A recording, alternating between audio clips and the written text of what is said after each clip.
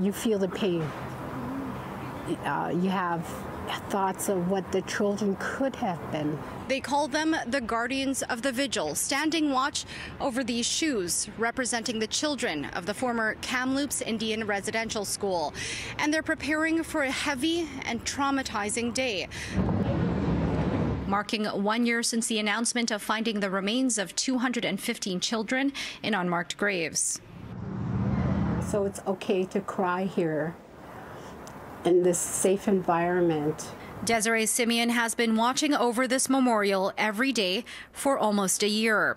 Her cousin placed the first 215 shoes on the steps of the Vancouver Art Gallery shortly after the Kamloops to Secwepemc announced ground-penetrating radar had uncovered the bodies.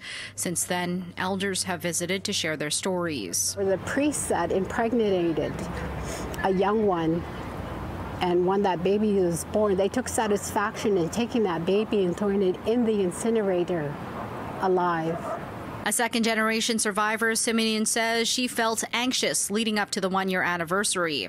When her mother was dying 6 years ago, she left Simeon documents detailing physical, emotional, and sexual abuse she suffered at the hands of priests. I couldn't for the life of me read the whole thing. It was too much. So that was just a taste of what she went through.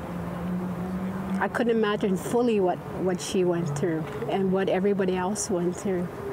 So I want to be here for the ones that are still going through it. It's really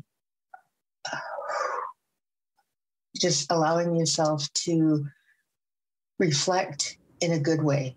The Indian Residential School Survivors Society saw a spike in calls after the announcement last year. You want to allow yourselves to feel those emotions, be comfortable in being vulnerable, and surround yourself with the people you trust to ensure that you get through those days. The Kamloops to Secwepemc is holding an all-day memorial Monday. Since their announcement last year, hundreds more bodies were found near other residential schools.